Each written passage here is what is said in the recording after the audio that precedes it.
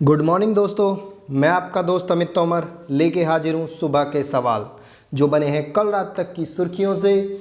आज तारीख है 29 अगस्त 2020। दैनिक समसामयिक की सभी प्रतियोगी परीक्षाओं के लिए, फिर चाहे आप Delhi police, UP police, MP police, SSC, banking, railway, किसी भी एग्ज़ाम की तैयारी कर रहे हो जहां current affair with static GK पूछा जाता है, तो आप एकदम सही जगह पर हो। दोस्तों, आज का सेशन स्टार्ट करने से पहले लेते हैं हम कल के सेशन का अभ्यास प्रश्न। कल के सेशन का जो अभ्यास प्रश्न था वो इस तरह से था, मध्य प्रदेश राज्य ने किस जिले के निर्माण की घोषणा की है। आपके ऑप्शन थे मेहर, नंबर बी चाचौड़ा और सी था नागंदा और डी था आपका उपरोक्त सभी। तो दोस्तों, यहाँ पे जो आपका राइट आंसर होगा वो होगा ऑप्शन नंबर डी, उपरोक्त सभी। यानी सभी जिलों में जो मैंने आपको ऑप्शन में बताया उन सभी जिलों को का निर्माण करने की जो घोषणा की है किसने? मध्य प्रदेश सरकार ने। ठीक है, चलिए बढ़ते हैं आज के सेशन की तरफ और लेते हैं आज के सेशन का पहला सवाल। बहुत ही जबरदस्त सवाल है। पहला सवाल खेल जगत से पहला सवाल है और सवाल इस तरह से है, टेस्ट क्रिकेट में 600 विकेट लेने वाले पहले तेज गेंदबाज कौन बने हैं? तो दोस्तों, मैं आपको बता दूं, टेस्ट क्रिकेट में 600 विकेट लेने वाले पहले तेज गेंदबाज बने हैं जेम्स एंडरसन। दुनिया के पहले तेज गेंदबाज बने हैं ऐसे जिन्होंने टेस्ट क्रिकेट में 600 विकेट लिए हैं। जेम्स एंडरसन रहने वाले कहाँ के? इंग्लैंड के गेंदबाज हैं ये जेम्स एंडरसन, इंग्लैंड के गेंदबाज जेम्स एंडरसन। दोस्तों, अगर आपसे पूछे कि दुनिया में सबसे ज़्यादा विकेट लेने वाले गेंदबाज, तो जेम्स एंडरसन नहीं है। लेकिन अगर कहे कि दुनिया में सबसे ज़्यादा विकेट लेने वाले तेज गेंदबाज, तो जेम्स एंडरसन आंसर होगा।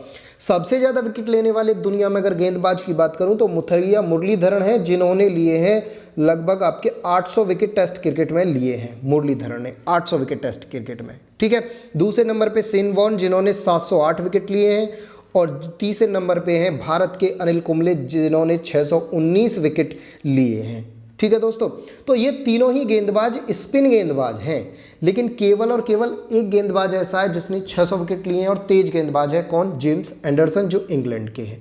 तो उम्मीद करता हूं आपकी बात समझ आ गई होगी। और आपको एक बात और बता दूं, ये कारनामा इन्होंने किस देश के खिलाफ किया? दोस्तों, हाल ही में अभी पाकिस्तान और इंग्लैंड का टेस्ट मैचों की सीरीज चल रही है। उस टेस्ट मैच में के तीसरे टेस्ट मैच के 5वें दिन, तीसरे मैच के 5वें दिन उन्होंने एक कारनामा करके दिखाया, 600वां विकेट अपना लिया। तो आपको बात अच्छे से समझ आ गई होगी। ठीक है दोस्तों, चलिए बढ़ते हैं अगले प्रश्न की तरफ।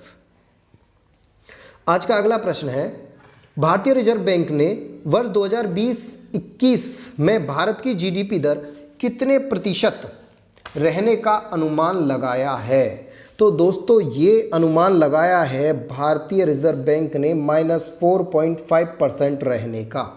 ठीक है दोस्तों, तो अब ये इसका कारण क्या है कि जीडीपी इतना नीचे जा रही है? उसका कारण ये है कि कोरोना महामारी के चलते सारी चीज़ें रुकी हुई हैं, जिसके कारण से जीडीपी जो है वो लगातार नीचे गिरती जा रही है। आपकी बात समझ आ गई होगी। चलिए बढ़ते हैं आज के अगले प्रश्न की तरफ।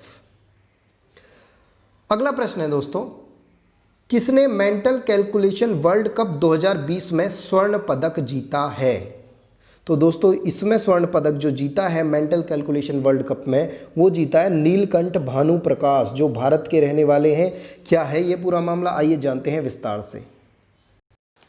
दोस्तों, हाल ही में भारतीय ह्यूमन कैलकुलेटर नीलकंठ भानु प्रकाश, यानी नीलकंठ भानु प्रकाश को कहा जाता है भारतीय ह्यूमन कैलकुलेटर।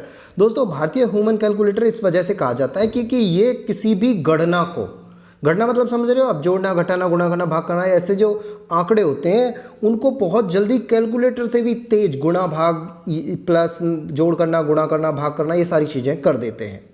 तो नीलकंठ भानु प्रकाश ने मेंटल कैलकुलेशन वर्ल्ड कप 2020 में स्वर्ण पदक जीता है।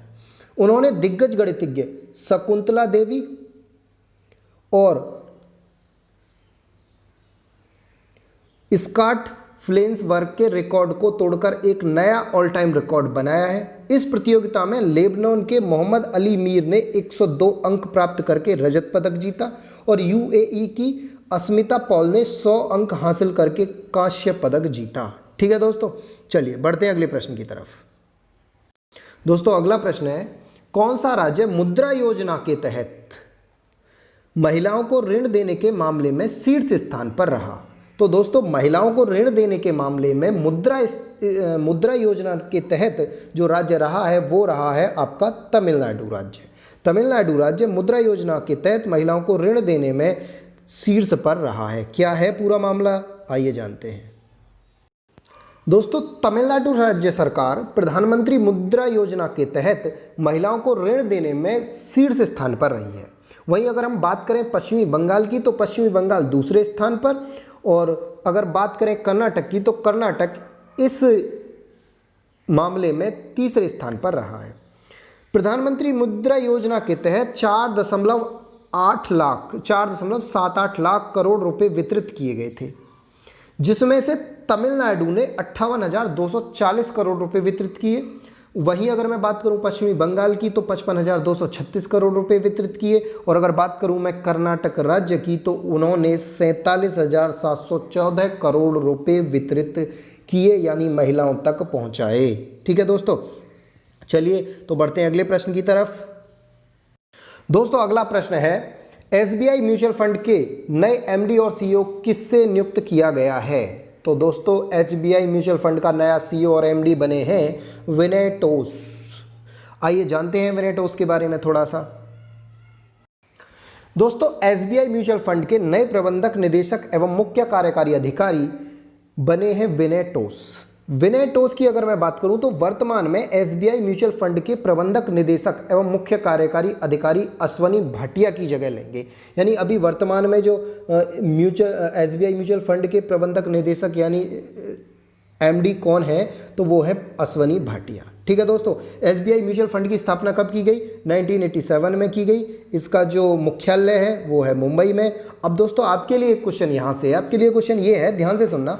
मैंने आपको अभी कुछ दिन पहले की क्लास में करंट अफेयर की में ही मैंने बताया था कि एक व्यक्ति है, उन्होंने एसबीआई के म्यूचुअल फंड से इस्तीफा दे दिया है। एसबीआई म्यूचुअल फंड के एमडी और सीईओ के पद से इस्तीफा दिया था।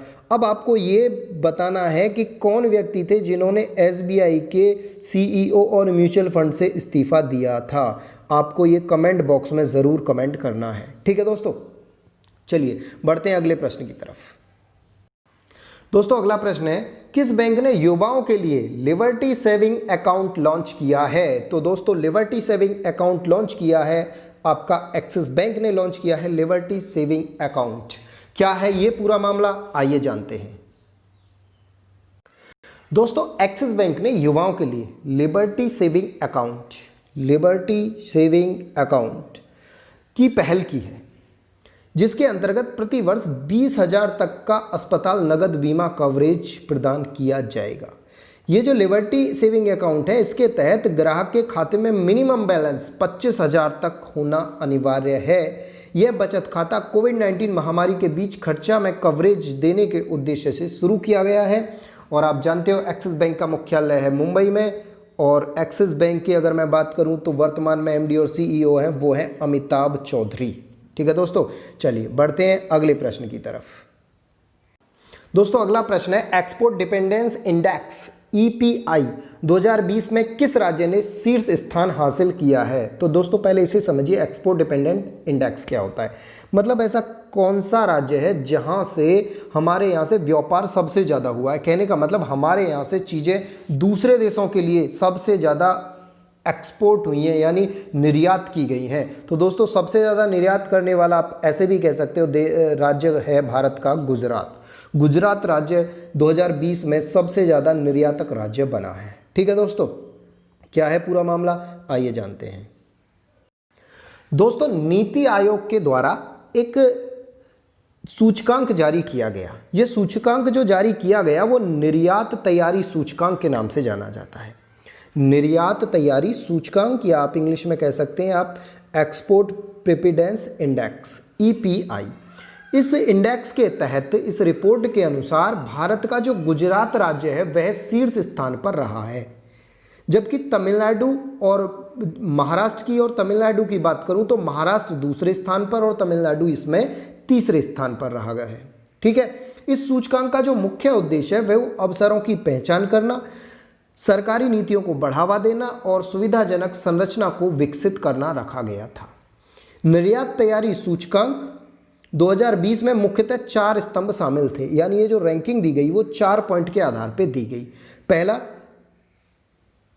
नीति, व्यावसायिक परितंत्र, निर्यात परितंत्र और निर्यात निष्पादन। ये 4 पॉइंट के आधार पर ये रैंकिंग दी गई है सभी राज्यों को। ठीक है दोस्तों, चलिए, तो इंडेक्स इंपॉर्टेंट है, इंडेक्स से एक प्रश्न हमेशा पूछा जाता है, तो परीक्षा की दृष्टि से ये क्वेश्चन बहुत ही इंपॉर्टेंट है। ठीक है दोस्तों, चलिए बढ़ते हैं अगले प्रश्न की तरफ।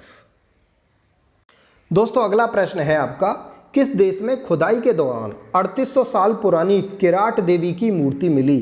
तो दोस्तों खुदाई के दौरान जो मूर्ति मिली है किराट देवी की, वो मिली है आपके नेपाल में। नेपाल में खुदाई चल रही थी हाल ही में, तो वहाँ 3800 साल पुरानी किराट देवी की मूर्ति मिली, एक प्रतिमा मिली। क्या है पूरा मामला, आइए विस्तार से जानते हैं। दोस्तों भारत के पड़ोसी देश नेपाल में जमीन के 300 मीटर नीचे खुदाई में 3800 साल पुरानी किराट देवी की मूर्ति मिली है। पुरातत्व विशेषज्ञों के अनुसार यह मूर्ति प्रथम एवं द्वितीय ईसा पूर्व की है। वहाँ के स्थानीय लोगों ने इलाके में म्यूजियम बनाए जाने की मांग की है। और आप जानते हो नेपाल की जो राजधानी है वो काठमांडू है, नेपाल की जो मुद्रा है वो नेपाली रुपया है, और नेपाल के वर्तमान प्रेसिडेंट हैं विद्या देवी भंडारी। ठीक है दोस्तों, चलिए बढ़ते हैं अगले प्रश्न की तरफ। दोस्तों अगला प्रश्न है, किसने मानसिक स्वास्थ्य पूर्वाभास के लिए किरण हेल्पलाइन सेवा शुरू की है? तो दोस्तों किरण हेल्पलाइन सेवा शुरू की है थावर चंद गहलोत ने। थावर चंद गहलोत ने सेवा शुरू की है। क्या है ये पूरा मामला, आइए जानते हैं। दोस्तों 27 अगस्त को न्याय मंत्री थावर चंद गहलोत ने टोल फ्री मानसिकता सुविधा पुनर्वास हेल्पलाइन सेवा किरण की शुरुआत की और हेल्पलाइन नंबर 180059990019 लॉन्च किया।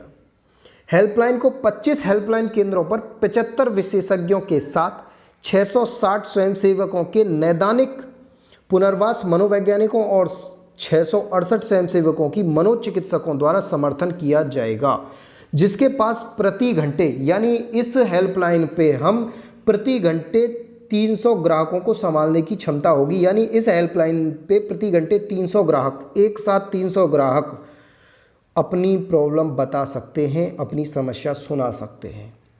इस हेल्पलाइन को जारी करने का जो मुख्य उद्देश्य है वो यह है कि ऐसे लॉकडाउन के समय में लोग क्या है कि तनाव, चिंता जैसे बुरी चीज़ों के साथ जूझ रहे हैं एक तरह से, तो इन सामाजिक मुद्दों के बीच देश को, लोगों को आपातकालीन सुविधा मुहैया कराने के लिए, अगर आप चिंता है, तनाव है, टेंशन है, तो आप इस नंबर पे कॉल कर सकते हैं। आपकी चिंता का निवारण करने की चेष्टा की जाएगी। ठीक है दोस्तों, चलिए बढ़ते हैं अगले प्रश्न की तरफ। दोस्तों अगला क्वेश्चन है, किस बैंक ने म्यूचुअल फंड कारोबार को पूरी तरह से बेचने का निर्णय ले लिया है? दोस्तों ऐसा निर्णय लिया है यस बैंक ने। यस बैंक ने अपने म्यूचुअल फंड कारोबार को पूरी तरह से बेचने का निर्णय ले लिया है और इन्होंने कहा है जी हम म्यूचुअल फंड कारोबार को पूरी तरह से बेच रहे हैं और हमें म्यूचुअल फंड में कोई इंटरेस्ट नहीं आ रहा है, कोई प्रॉफिट नहीं हो रहा है। तो देखिए क्या है ये पूरा मामला, आइए जानते हैं। दोस्तों हुआ क्या है, निजी क्षेत्र के बैंक यस बैंक ने अपने म्यूचुअल फंड कारोबार को GSL finance and investment limited को बेच दिया है। तो आपसे पूछा जा सकता है जी यस बैंक के म्यूचुअल फंड को किसने खरीदा है? तो GSL finance and investment limited ने खरीदा है। किसको? यस बैंक के म्यूचुअल फंड को। ठीक है, तो इसी के साथ white of investment management private limited ने बैंक की 99% की हिस्सेदारी खरीद ली है। पिछले वर्ष यस बैंक म्यूचुअल फंड कारोबार में 49.5 करोड़ रुपए का बिजनेस किया। यस बैंक का आप मुख्यालय जानते हैं मुंबई में है और स्थापना कब हुई यस बैंक की? तो 2004 में हुई। ठीक है दोस्तों, चलिए बढ़ते हैं आगे। तो दोस्तों ये थे आपके कुछ महत्वपूर्ण प्रश्न आज के लिए और अब बढ़ते हैं हम आज की मुख्य किताबों की तरफ। तो आज की इंपॉर्टेंट बुक्स है, पहली बुक है इनवेक्सेबल ए ट्रिब्यूट ऑफ मनोहर पारिकर, जो लिखी है तरुण विजय ने। ये मनोहर पारिकर के जीवन पर आधारित किताब है, तो आपके एग्जाम पॉइंट ऑफ व्यू से इंपॉर्टेंट किताब है। ठीक है दोस्तों, दूसरी बुक है, ये भी बहुत ही महत्वपूर्ण किताब है, क्रिकेट द्रोणा, जो लिखी है जतिन परांजपे और आनंद वसु ने। इन दो लोगों ने ये किताब लिखी है, क्रिकेट द्रोणा। ठीक है दोस्तों, चलिए बढ़ते हैं आज के अभ्यास प्रश्न की तरफ। और आज का जो अभ्यास प्रश्न है वो इस तरह से है, आगामी G20 सम्मेलन कहाँ आयोजित कराया जाएगा। दोस्तों बहुत इंपॉर्टेंट प्रश्न है, और मैं एक बात बता दूं, ये प्रश्न आपका आया था BEO एग्ज़ाम, BEO का जो एग्ज़ाम हुआ था हाल ही में 2020 में, उसमें आया था ये क्वेश्चन। तो आपको इसका आंसर कमेंट बॉक्स में ज़रूर कमेंट करना है। ठीक है दोस्तों, तो अगर आपको ये क्लास पसंद आई है तो आप इसे अपने दोस्तों के साथ शेयर करना ना भूलें। तब तक घर पे रहिए, सुरक्षित रहिए और पढ़ते भी रहिए।